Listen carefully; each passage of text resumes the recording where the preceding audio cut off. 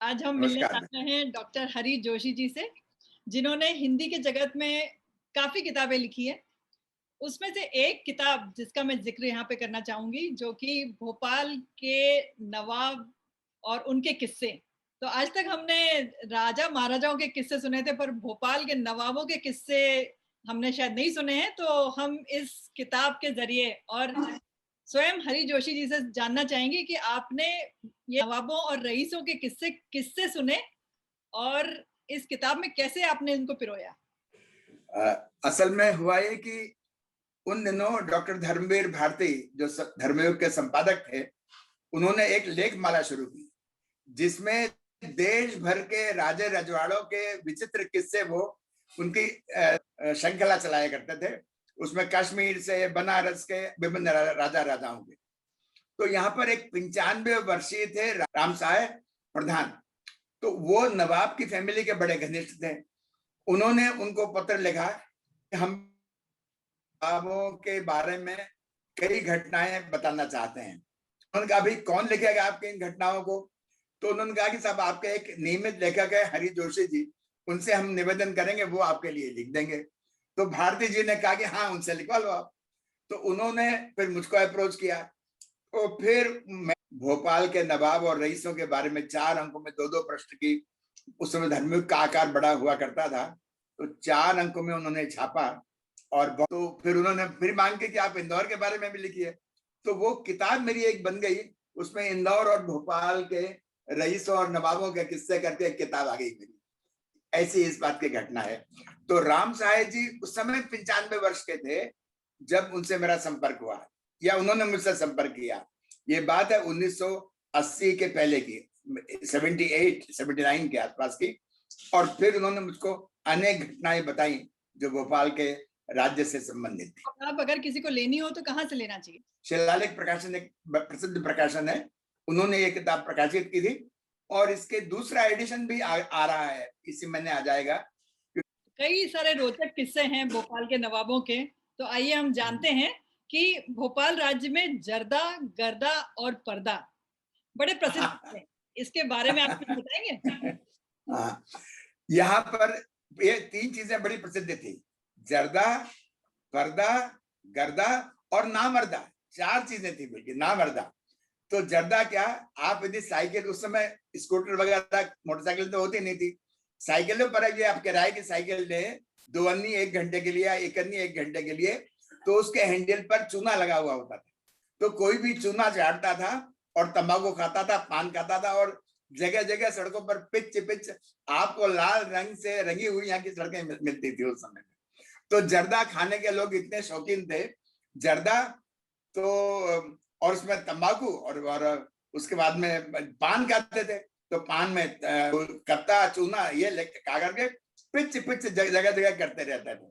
तो यहाँ की साइकिलों के ऊपर हैंडल पर हमेशा आपको चूना लगा हुआ मिलेगा हर जगह। किसी भी बस्ती में आप चले जाइए, उस समय का रिवाज था।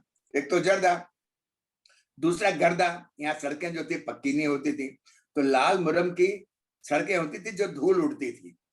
तो मुरम की सड़कों पर कोई भी यदि सुबह से कपड़े पहन के जाए तो शाम तक कपड़े उसके पीले बिल्कुल हो जाया करते थे, क्योंकि पीली मुरम होती थी। तो जर्दा, गर्दा और पर्दा। पर्दा के किस्से तो ऐसे विचित्र हैं यहाँ के कि यहाँ पर हिंदू लड़कियों को भी काला बुर्का पहनना पड़ता था। यानी महिलाओं को, चाहे हिंदू हो मुसलमान हो, सबको काला बुर्का पहनना पड़ता था। और एक और बड़ा ऊंचा किस्सा यह है कि यहाँ सुल्तानिया स्कूल था, तो वहां पर जब लड़कियां पढ़ती थी तो एक मौलवी साहब आते थे उनको पढ़ाने के लिए। तो बाहर खड़े रहते थे। तो उनकी जो बाई थी, एक बुआ, वो पहले उनकी आंख में काली पट्टी बांधती थी और काली पट्टी बांधकर उनको ला करके ब्लैक बोर्ड पर खड़ा कर देती थी। और इस तरफ एक पर्दा, एक पतली लकड़ी का या मोटे कपड़े का पर्दा होता था जिसके इस तरफ लड़कियां बैठती थी। और फिर मौलवी साहब पढ़ाते थे। और मौलवी साहब के पीरियड के बाद में फिर वो बाई आती थी, उनकी आंख पर फिर पट्टी बांधती थी और पट्टी बांधकर उनको बाहर ले जाती थी। ये यहाँ का रिवाज था। मतलब पर्दा की स्थिति ये थी। एक और घटना है पर्दे के बारे में। एक यहाँ के हकीम हुआ करते थे। अब महिलाएं को वो हाथ पकड़ के तो उनके नब्ज देख नहीं सकते थे, तो हाथ पर वो एक धागा बांधते थे और धागे को 2, 3, 4 फुट दूरी से धागे को पकड़ के बताते थे कि इस महिला को कौन सी बीमारी है और उसके हिसाब से वो दवाई देते थे। वो हकीम भी बड़े प्रसिद्ध थे, सिर्फ धागे के आधार पर वो दवाइयां तय कर देते थे। तो ये हो गया उसका पर्दे का मामला। और नामर्दा, यहाँ पर क्या था कि महिलाएं होती थी, नवाब जो महिलाएं थी, सुल्तान जहां बेगम, शाहजहां बेगम, और पर्दा बहुत होता था। तो जो नामर्द लोग हुआ करते थे वो उनके भृत्य हुआ करते थे, काम करने वाले, पानी लाना है, दूसरे छोटे छोटे काम करना। तो इसलिए जर्दा, पर्दा, गर्दा और नामर्दा भोपाल के बड़े प्रसिद्ध हुआ करते थे। सही है, नवाबों के रईसी अंदाज है। रईसी अंदाज थे, बिल्कुल सही है। सही। तो भोपाल में एक तकिया क्लब हुआ करता था। अरे वो तकिया क्लब के भी बड़े किस्से, जो पुराने लोग हैं उनको मालूम है। आज तो ये संभव ही नहीं है। एक रईस ने एक हॉल दे दिया था और उस हॉल में जितने अन्य रईस थे उनकी फीस होती थी सिर्फ एक एक तकिया। वो तकिया को मेंबरशिप होती थी और तकिया फिर आप ले नहीं जा सकते। तो उस तकिया क्लब की एक शर्त यह होती थी कि जो व्यक्ति लेटा हुआ है वो बैठे हुए को आदेश दे सकता है, जो व्यक्ति बैठा हुआ है वो खड़े हुए को आदेश दे सकता है, और जो व्यक्ति खड़ा हुआ है वो चल रहे आदमी को आदेश दे सकता है। यानी आदेश उल्टे नहीं हो सकते थे। तो इसलिए जो नवाब लोग होते थे वो घर में खटिया पर से लेटे लेटे ही आते थे, खटिया से लेटे लेटे आकर के उस क्लब में बैठते थे, और गलती से कोई उठा कि तुरंत उसको आदेश दिया कि तू ये काम कर। तो इसलिए लोग जो तो बैठते ही नहीं थे, खड़े होने की तो बात ही अलग है, लेटे लेटे भाग बैठते थे। इसको बोलते थे तकिया क्लब। तो ये काफी वर्षों तक तकिया क्लब यहाँ पर चलता रहा। 1906 में एक अकाल पड़ा था, उसमें कर्नल ने खाना बनवाया था। तो खूब डंडे पड़े थे, पर खाना न छोड़ा था। उस समय जो नवाब थी वो थी सुल्तान जहां बेगम, और 1906 में यहाँ पर अकाल पड़ा। तो राम साहिब जी ने बताया कि यादगार शाहजहानी यानी लेडीज हॉस्पिटल के सामने जो पार्क है बड़ा, वहां पर एक कर्नल ने भोजन बनवाया होली के आसपास, और भोजन पर आमंत्रित किया था कई लोगों को। लेकिन आसपास के लोग उस समय तक तो कोई नहीं आया जब तक भोजन बना। और जैसे भोजन बन के तैयार हुआ टूट पड़े लोग, और टूट पड़े और उन्हें खाते गए। कर्नल ने सबको डंडे जमवाए, बेंते जमवाई। लोगों ने बेंते खाई पर खाना नहीं छोड़ा। और जब पूरा खाना समाप्त हो गया तो लोग वहां से अपने अपने तितर बितर हो गए। इस बात को देख करके जो सुल्तान जहां बेगम थी उसकी बड़ी बदनामी हुई कि मेरे यहाँ के लोग भूखे मर रहे हैं।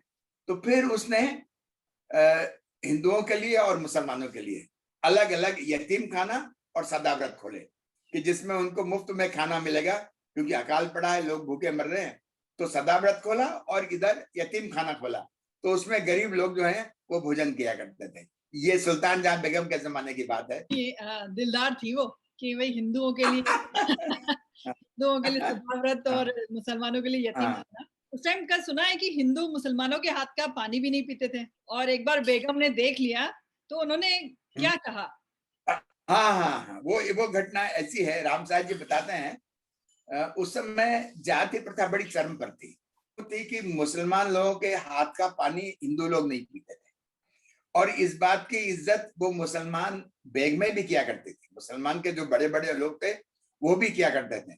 तो उन्होंने एक घटना बताई कि उनका एक नौकर या भृत्य जो था वो पानी लेकर आया, जो किसी हिंदू सेक्रेटरी ने मंगाया था, और पर्दे की आड़ में से सुल्तान जहां बेगम ने पानी लाते हुए उसको देख लिया। तो तुरंत कहा, अरे ये पानी फेंक दो, ये पानी के ऊपर मेरी निगाह पड़ गई है, इस पानी को फेंक दो और मैं उधर चली आती हूँ और दूसरा पानी ला करके तुम उनको दो। तो ये इतना एक सम्मान रखते थे कि भाई इनकी भावनाओं को ठेस ना पहुंचे। ये राम साहिब जी ने जो खुद भुक्तभोगी थे देखा था, उन्होंने ये घटना मुझे सुनाई। ये सब धर्मयुग में छपी है, मतलब मैंने विस्तार से छापा है, लिखा है उनको। तो परंतु ये इसके आधार थे मेरे पास कहने के लिए, मतलब मैं मनगढ़ंत इनमें से एक भी बात नहीं है। पर्दा नशीनी कैसी होती थी? अरे पर्दा नशीनी क्या होता था, ये वाली बात तो हम लोग जब 1954 में आए तब भी जो तांगे होते थे, तांगे में पर्दे लगे होते थे, पीछे बगल में इधर, और महिलाएं बैठती थी तो तांगे वाले को बोलती थी, ए मियाँ सामने देखिए हम तांगे में बैठ रही हैं, और तांगे में बैठ के पर्दा लग जाता था, तब तांगे चलते थे। इसी प्रकार से लोग कहते हैं जब कबेलू छाते थे गर्मी के मौसम में, मकानों पर कबेलू हुआ करते थे, तो वो जो कबेलू छाने वाला आदमी आता था वो घर पर चढ़ने के पहले आवाज लगाता था, मैं मकान पर चढ़ रहा हूँ, सब पर्दा कर लीजिए। तो जितनी महिलाएं थी वो अपना अपना पर्दा कर लेती थी, चली जाती थी, और फिर वो आदमी ऊपर चढ़ता था और कबेलू ठीक करता था। तो पर्दा के, और मैंने वो बताया ऐसे कि पढ़ाई कैसे होती थी। यहाँ पर यदि शाम को निकल जाओ कमला पार्क के पास में, तो आपको काला बुर्का पहने हुए आधी सी जनसंख्या दिखाई देगी शाम के समय। ये पर्दा का, ये 54-55 तक की बात है, जब भोपाल राज्य सी स्टेट हुआ करता था। ये तो बाद में मध्य प्रदेश बना, किंतु उस समय तक पर्दा प्रथा इतनी प्रचलन में थी। ये तो अभी भी बंबई में भी देखने को मिलता है कि जो मुस्लिम कम्युनिटी होती है, ये मरीन ड्राइव पे देख लो तो सही बात, पूरी पूरी फैमिलीज बाहर ही रहती हैं, मतलब बुरके में हाँ, पर सब लोग फोटो खिंचवा रहे हैं, दिख भी नहीं रहा है कि कौन है बुरके के अंदर। यहाँ भी ऐसा ही था। तो ऑफिस की भाषा तो वहां पे उर्दू होती थी, और यहाँ पर, हाँ बिल्कुल सही कह रही हो, यहाँ क्या था, ऑफिस की भाषा उर्दू होती थी और 5% हिंदू कर्मचारी वहां हुआ करते थे, किंतु वो सभी हिंदू कायस्थ होते थे, क्योंकि कायस्थ लोगों को उर्दू आती थी और उर्दू जबान क्योंकि अच्छी तरह बोल लेते थे वो, तो कायस्थ लोग ही पूरे का पूरा नौकरी में थे। फिर यहाँ पर एक और प्रथा थी, एक तो होता था नवाब, और उनके प्रधानमंत्री को राजा कहा जाता था।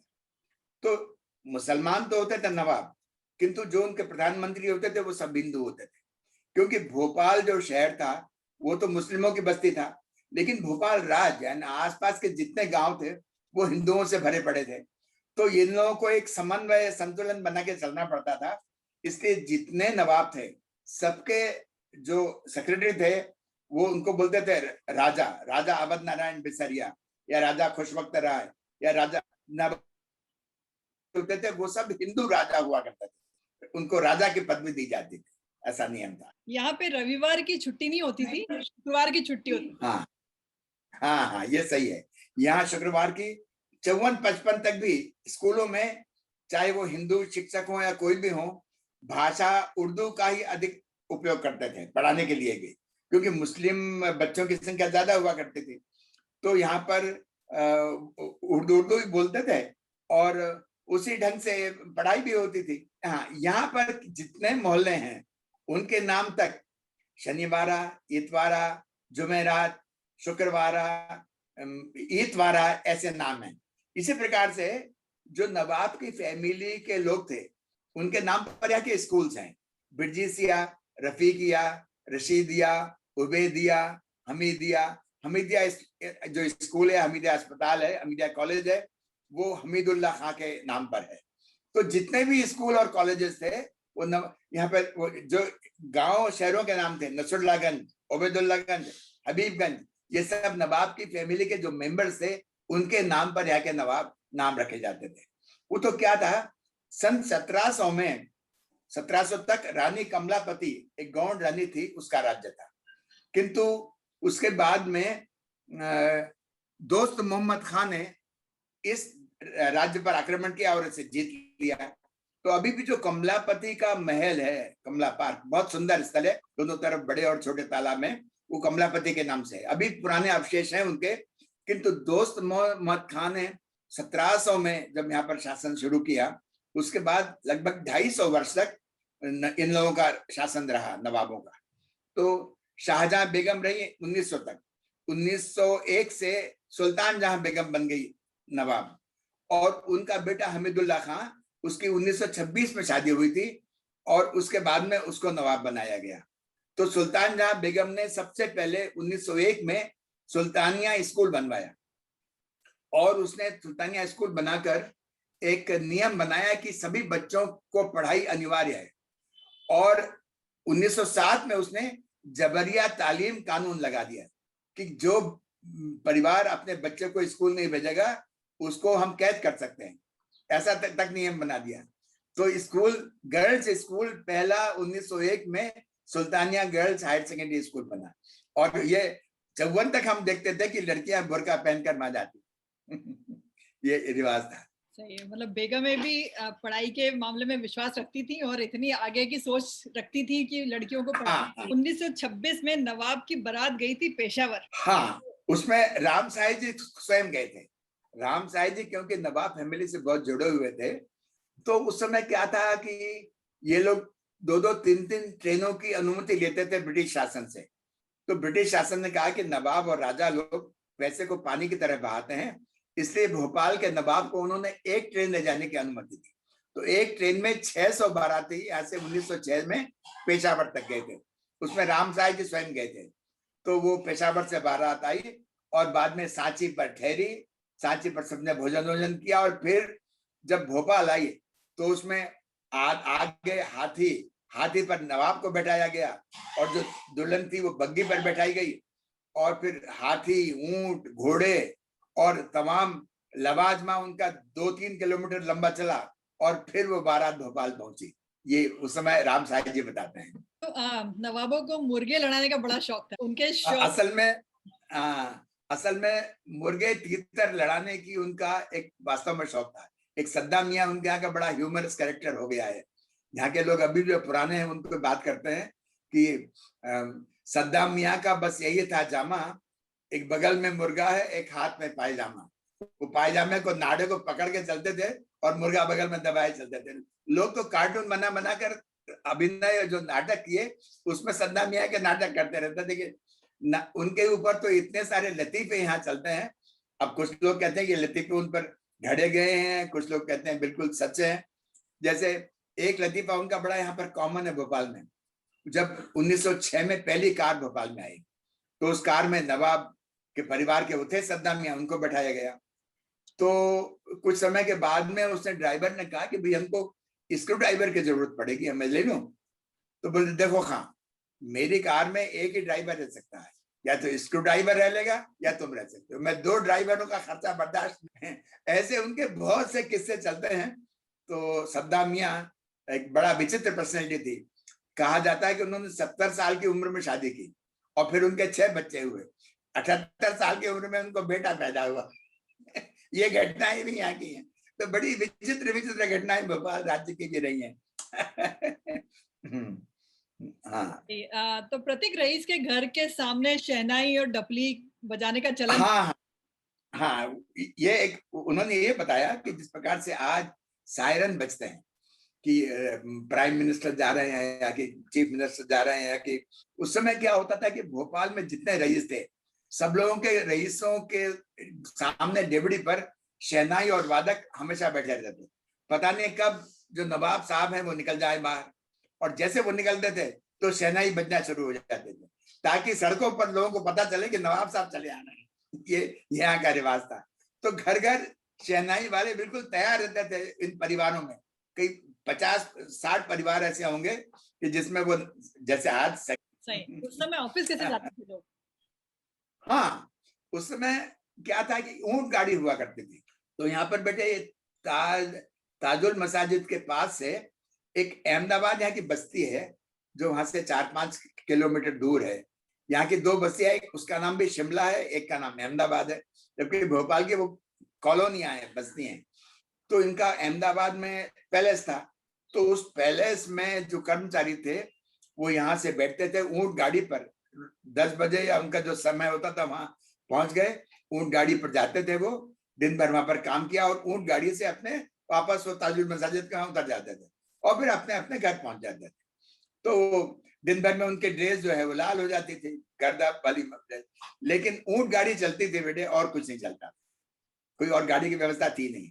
साइकिलें थी, साइकिलें आ गई थी, ऊंट गाड़ी होती थी, बस बैलगाड़ी वगैरह कभी कभी। बाकी मोटर तो 1906 में पहली कार आई थी भोपाल में, वो एक। उनको तनख्वाह कैसे मिलती थी? हाँ, उस समय सैलरी का क्या था वो बताते हैं कि जिनको 500 रुपए मिलते थे तो एक थैली में 1-1 रुपए का जो सिक्के थे वो भर करके पीठ पर लाद कर घर ले जाते थे।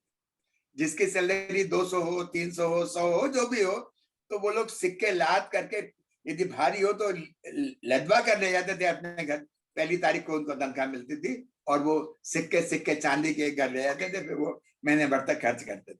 ऐसा रिवाज था। ऐसा मानना है कि दीपावली के एक दिन पूर्व सभी हाँ उनके जो कर्मचारी होते थे उनको एक हाँ कागज, हाँ दो कलम और हाँ, स्याही की गोलियां हुआ करती थी उस टाइम, ये और सही है ये। ब्लॉटिंग पेपर नहीं हाँ होता था तो हाँ, रेत, छनी हुई रेत की पोटली बना बना के बिल्कुल बिल्कुल सही है। वो ऐसा होता था कि अगर जब कायस्थ कर्मचारी थे तो कायस्थ लोग जो अगले दिन वो पूजा करते हैं भगवान की, तो वो कभी कभी वो पूजा करने में उनका, अभी हम तो पूजा में व्यस्त हैं इसलिए एक दो दिन की छुट्टी और मार देते थे, किंतु उनको सरकार की तरफ से भाई 54-55 तक तो हम लोगों ने भी जो गोलियां होती थी वो दवात में मिलाते थे, पानी डालते थे और होल्डर से हम लोग लिखते थे। उस समय तक लीड पेन वगैरह आए नहीं।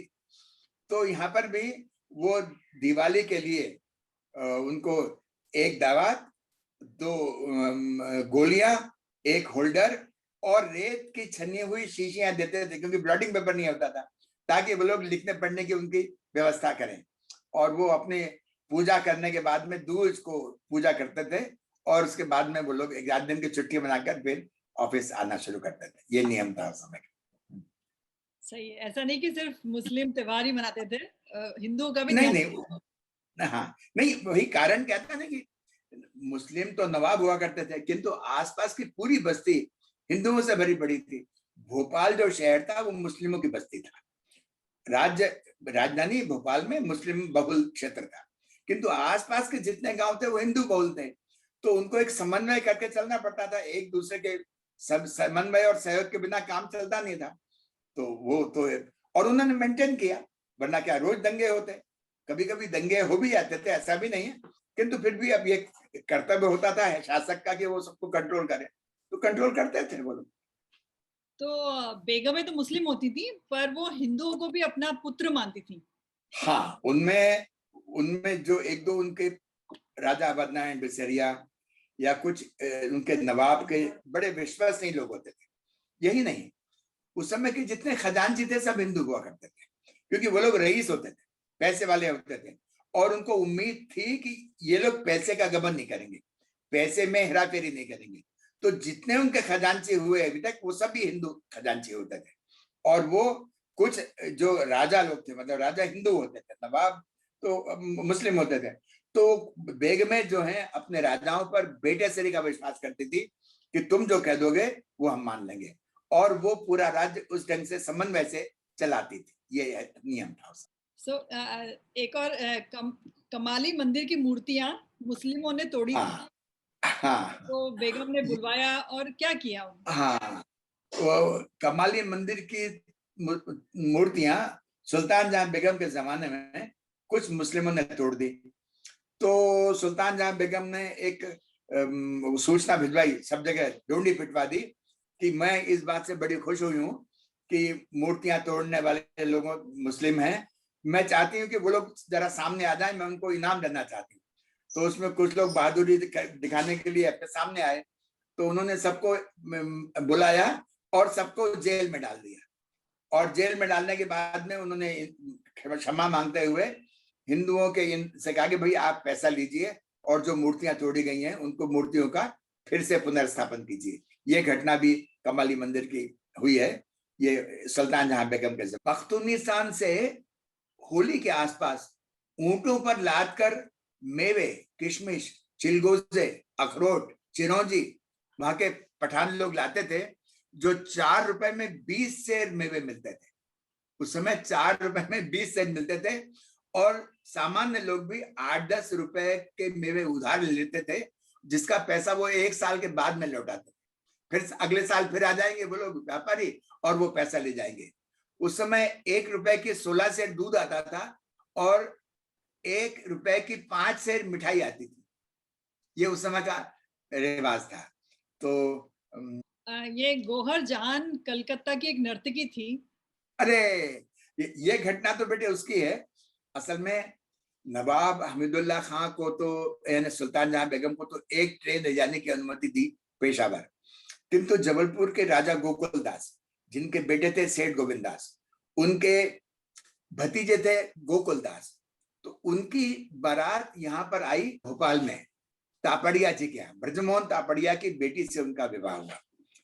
तो उनकी तो रेपुटेशन ये थी कि उनको 3 ट्रेन लाने की अनुमति थी। तो 3 ट्रेन से वो भोपाल आए। तो एक ट्रेन में घोड़े, हाथी, ऊंट, पूरे पूरे जानवर हुआ करते थे। एक ट्रेन में उनके कर्मचारी होते थे और एक ट्रेन में राजा के आसपास के वो लोग हुआ करते थे। अब उस बारात को देखने के लिए बोले भोपाल उमड़ पड़ा, क्योंकि जब वो बारात निकली तो एक तख्ते रमा हुआ करता था। राम साहब जी बताते हैं, तख्ते रमा मतलब बैलगाड़ी के ऊपर एक लकड़ी का तख्त हुआ था और आसपास गाने बजाने वाले, वो इंस्ट्रूमेंट बजाने वाले बैठे रहा करते थे। और जो गौहर जहां जो मुख्य नर्तकी थी वो उसमें नर्तन करती थी बिल्कुल पहले तख्ते रमा पर। और उसको देखने के लिए बोले पूरा भोपाल उमड़ गया। उसका 1,000 रुपए एक रात का लेती थी नाच करने का। और ये कहा जाता है या तो वाइस राय 6 घोड़ों के बग्घी में बैठता था या गौहर जहां बैठती थी, कलकत्ता की थी, उसका बड़ा नाम था। तो बोले जब वो बारात चली तो आगे घोड़े, ऊंट, हाथी ये सब गए और पीछे पीछे तख्ते रवा। तो उसमें 6-7 नर्तकियां थी जिसमें सबसे आगे वो गौहर थी। तो बोले पूरा का पूरा भोपाल उमड़ गया उसको देखने के लिए कि भाई ये कैसी बारात है। तो 3 ट्रेन में वो बारात के लोग समा पाए थे उस समय, ये राम साहब जी बताते हैं। ये नजराना कैसा, व्यवस्था कैसी होती हाँ, ये नजराना क्या था कि सुल्तान जहां बेगम तक, शाहजहां बेगम तक 1900 तक, और 1901 में सुल्तान जहां बेगम ने राज्य संभाला।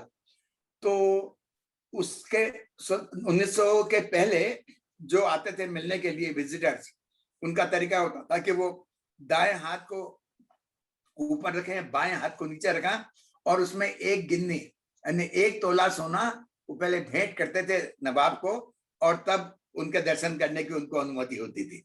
तो नजराना वो अपना रख लेती थी, 1900 तक रख लेती थी। किंतु 1901 के बाद में सुल्तान जहां बेगम ने नियम बदल दिया।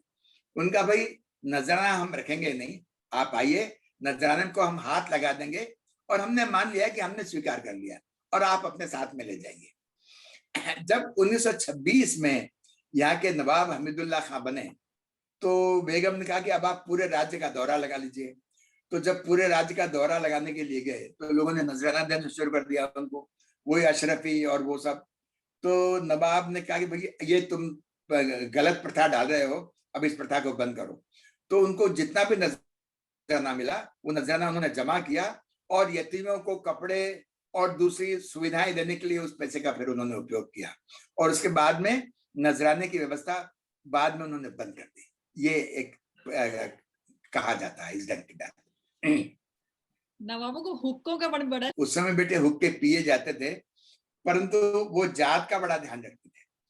उसमें 8 फुट लंबी नली होती थी और हर नली पर ये हुक्का यादवों का, ये हुक्का बनियों का, ये हुक्का ब्राह्मणों का, ऐसे वो ये हुक्का कायस्थों का, ये हुक्का मुस्लिमों का, ऐसे हुक्के 8-8 नली वाले, 10-12 नलियों वाले वो नवाब लोग रखते थे। तो जो जाति का होता था व्यक्ति वो उस नली का उपयोग कर सकता था। और हुक्के की नली भी सोने की, चांदी की बहुत बड़ी बड़ी नलियां होती थी और हुक्का पीने का उस समय शौक था। ये तो बाद में भी लोग पीते थे हुक्का, अभी भी पीते हैं कभी कुछ लोग जो इक्का दुक्का रह गए हैं।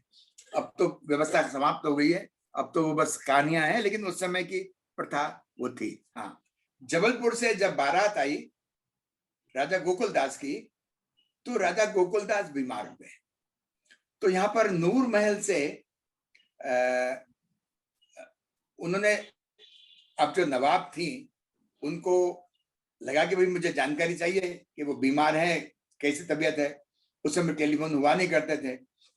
तो हर 2-2 फीट के ऊपर एक आदमी खड़ा कर दिया, 3-4 किलोमीटर की दूरी तक, प्रत्येक 2 फीट पर एक आदमी, एक हाथ की दूरी पर।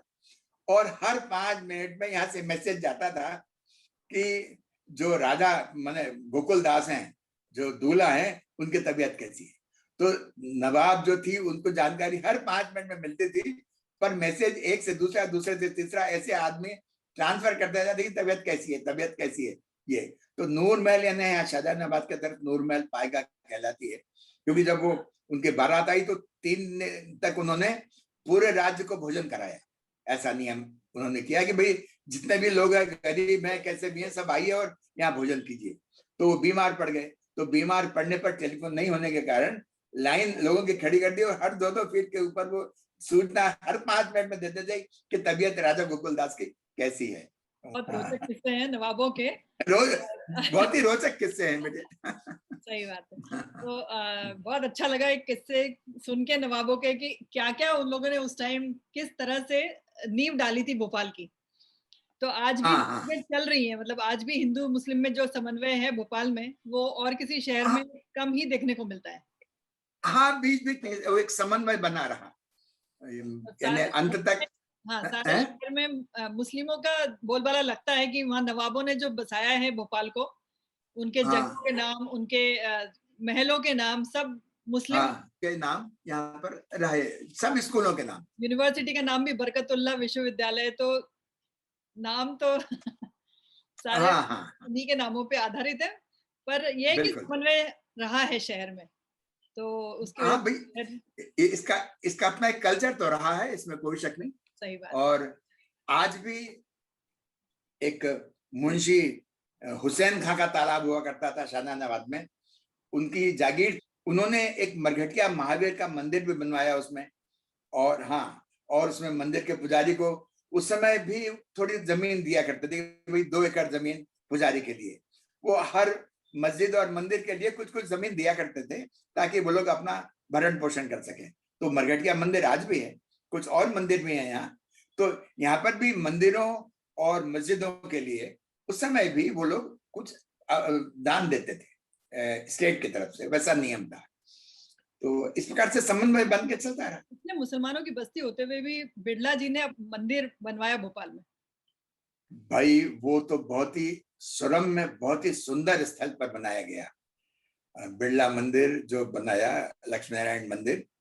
उस मंदिर के उद्घाटन में तो मैं स्वयं उपस्थित था। मैं 1953-54 की बात है, मैं 7वीं क्लास में था।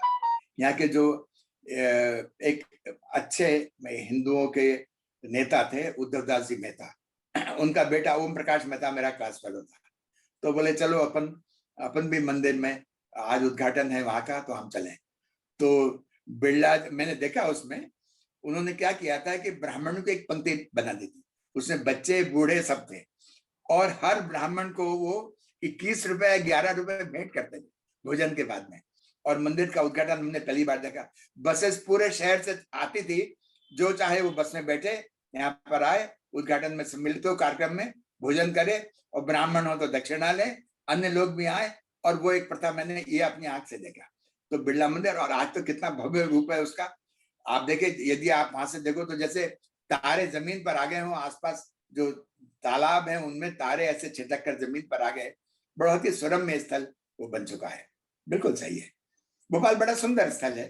भोपाल में लोग रहना पसंद करते हैं, और जलवायु की दृष्टि से भी और अन्य दृष्टियों से भी देश का केंद्र बिंदु है भोपाल।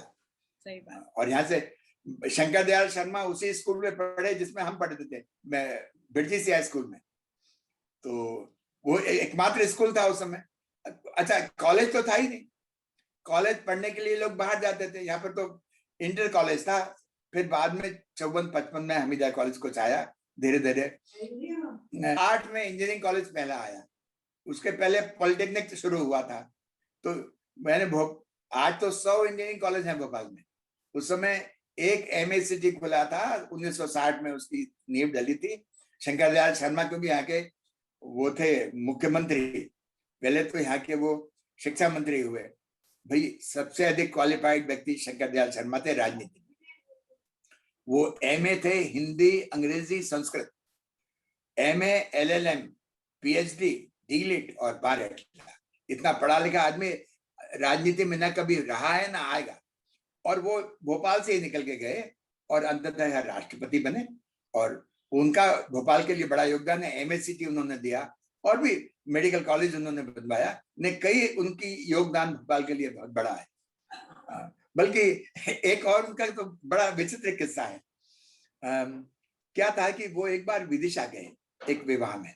तो यहाँ का रिवाज था कि जो हिंदू लोग हों वो भी तुर्की टोपी पहना करते थे और शेरवानी पहना करते थे। तो ये थे तो सन्नाटे ब्राह्मण, किंतु ये वहां पर अपनी जात के एक पंगत में बैठ गए, तो वहां के पंगत के लोग आए, उनका यह तुर्की टोपी पहने हुए आदमी हिंदू तो हो ही नहीं सकता, तो उन्होंने घोषणा की कि भाई जो ब्राह्मण हो वो ही इसी पंक्ति में बैठे। अब ये बैठे रहे, ये नहीं उठे, तो फिर उन्होंने कहा, बोले मेरा अनुरोध ये है कि ये पंक्ति ब्राह्मणों की पंक्ति है और सिर्फ ब्राह्मण लोग ही इस पंक्ति में बैठे। फिर भी वो नहीं उठे, तो उसने आके पूछा कि भाई आप हैं क्या? बोले मैं ब्राह्मण हूँ। बोले कैसे ब्राह्मण हो? बोले भाई मैं तो भोपाल का निवासी हूँ, इसलिए ये तुर्की टोपी और ये पजामा चूड़ीदार पहन के रहता हूँ मैं। तो इस प्रकार के कई विचित्र घटनाएं भोपाल से जुड़ी हुई है बेटे। तो बहुत अच्छा लगा आज भोपाल के बारे में जानकर, भोपाल के नवाबों के बारे में जानकर, और इतना उन्होंने भोपाल को आगे बढ़ाया कि आज भोपाल एक अलग अपना स्थान बनाए हुए है। तो इसमें कोई शक, तो ये तो नवाबों का भी योगदान इसमें बहुत ज्यादा था, जिनकी वजह से आज हैदराबाद को देख लीजिए या भोपाल को देख लीजिए। तो ऐसे ही सोच अगर हमारी रही भविष्य में भी, तो शायद हमारे और भी शहर हैं जो उस सीमा को पार कर सकते हैं। नहीं, हॉकी के मामले में भी भोपाल विश्व में प्रसिद्ध था। हॉकी में एक से एक खिलाड़ी भोपाल ने दी, और आज भी हॉकी के Abdullah Khan gold cup hockey का यहाँ होता है, आयोजित होता है।